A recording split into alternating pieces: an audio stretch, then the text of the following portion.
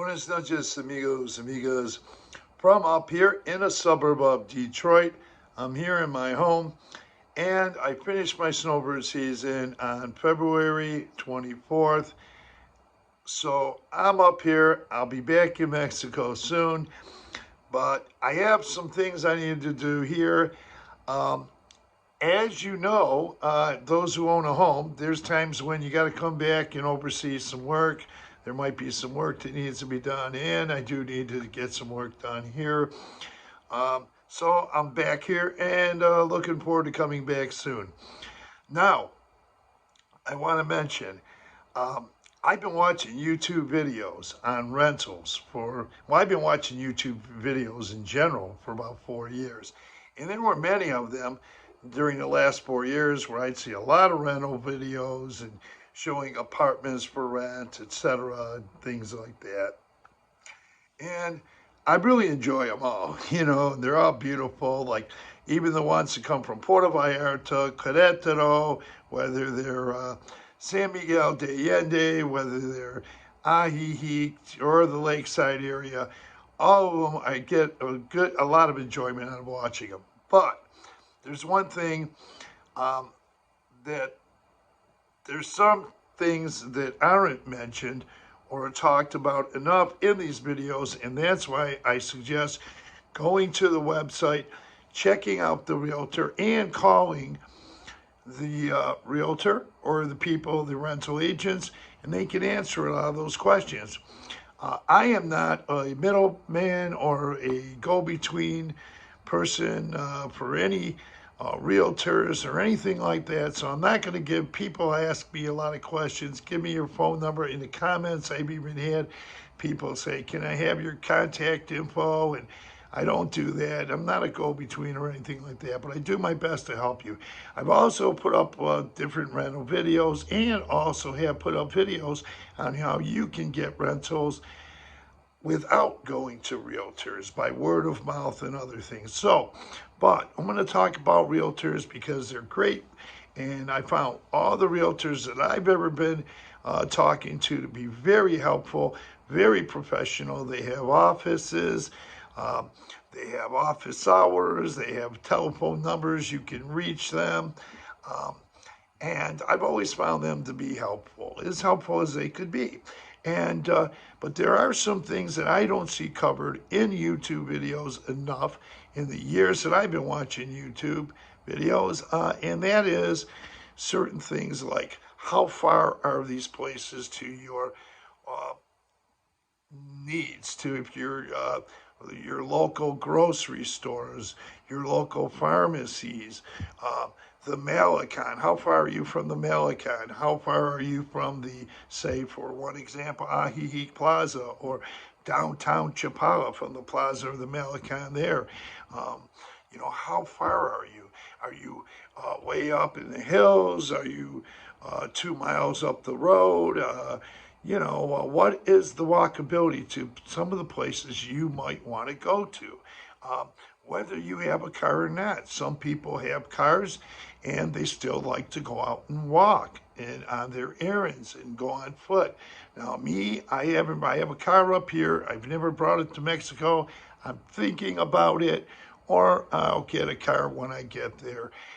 Next time I get there, I just prefer to leave my car up here and use a different transportation there. But through my many walking tours, what I do is with the videos, I like to tell people, show you walkability. Wow, look, you're so close to these restaurants. Look at all these restaurants. Look at the pharmacy. Look at the Malecons and the plazas. I spent a lot of time in the plaza, downtown Chapala, all over the neighborhoods, and show you what you can walk to if you choose not to use your car. Some people choose not to use their car even though they have cars because they like to walk. I know people who choose not to even bring their cars to Mexico because they like to walk or they like to bike or they like to, do different things. How close are you to the bike path? Okay. Walkability. Walk there's walk numbers. For instance, I'll tell you about the apartment I lived in AJIJIC, but the La Floresta community. The walkability number was 84, which was pretty high, which meant it's not car dependent. You can have a car, but it's not car dependent. You can accomplish many of your tasks or many of your errands on foot. So, say you want to take your dog to the market or something, or whatever your errands you're doing, or going even to the plaza. A lot of people like to take their dogs. Now, some people, even though they have cars, they like to walk. So, what is the walkability? Get your exercise, going to, like I said, the Malecons, the restaurants, the markets, etc., whatever you're doing. So, and then other people just don't care. They just drive everywhere. So they'll live out, far out, and they don't care. Now, when you're looking for apartments, and one thing, whether it's on YouTube, you're seeing videos, or however you're finding apartments, you want to know, are these places a long distance this way? Are they way up in the hills? How many kilos are they? Kilometers or miles are they from your markets and things like that? Like I said before, some people might not care. They just get in the car. But some people like to walk as well as use a car at times. So you might want to know that. There's some other things like special features, like, okay, well, one other thing first I'd like to mention, is it pet? Can you bring your pet? Does it have a place where your dog can run around, move around, things like that? Can you let it loose, or can you walk it, whether it's on a leash or whatever? You might want a place where you can walk your pet. And another thing is, like, say you have square footage. You want to know what square footage is. Okay. A lot of times in the videos, they're not going to tell you. A lot of times. I didn't say all the time. I said a lot of times they're not going to tell you. They're going to give you a nice little video. And let me hit this for a second.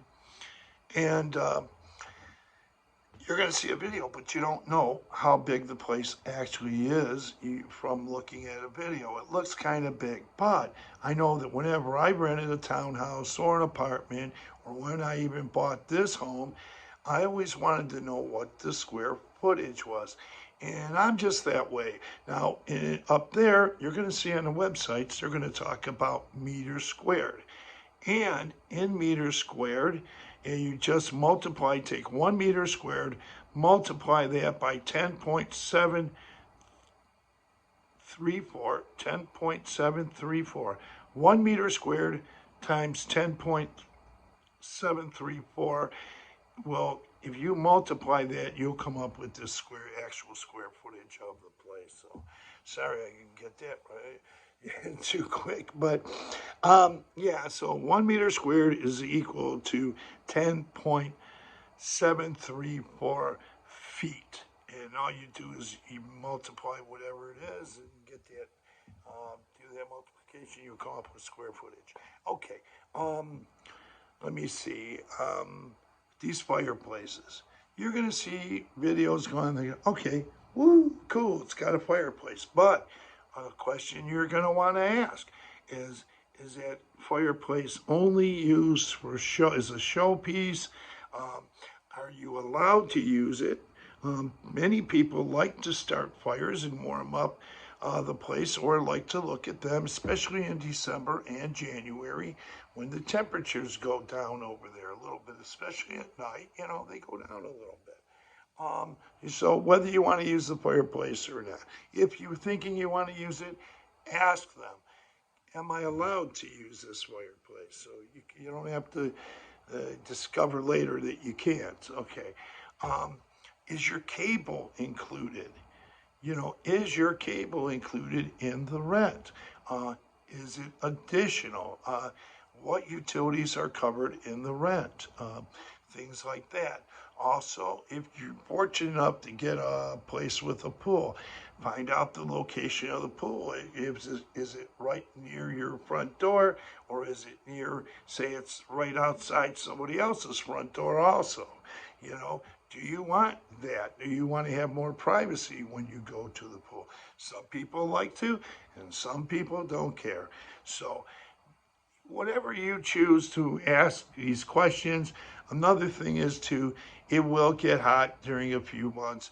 And even in September, you might want to use a fan. It might still be warmer in the summer, but especially during, I think, some parts of March, April, and May, and June, maybe April, May, and June, you might need the fan, or you might want to have a fan in there. Now, do you have ceiling fans? And if you do have ceiling fans, are they noisy? Do they run? How many do you have one in each room? I was fortunate. I had one in each bedroom and one in the living room. They weren't noisy. They ran well, and they really cooled the place off quick. When I got there in September, I remember one hot day, I just flipped on one of the fans for like 10 minutes, and that's it. I shut it off. It cooled the place down pretty good. It did. And I was happy about that. So you're going to want to know maybe something like that. And let's see, I got a little list here. So your proximity to things. So I'm going to tell you more about these things. I'm going to show you guys.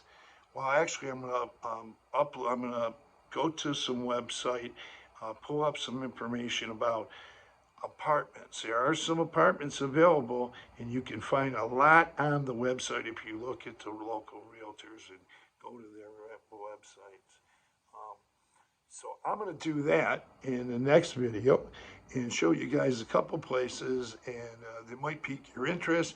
And there's a whole lot more for you to go and find right on the website. There's quite a few of them, and I've noticed quite a few all over the Lakeside area. So with that, I'll say buenas noches.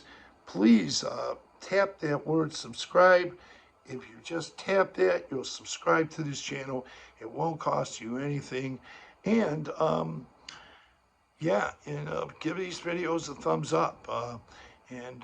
Thanks for viewing this video, and buenas noches, and look for the next video. Thanks. Bye.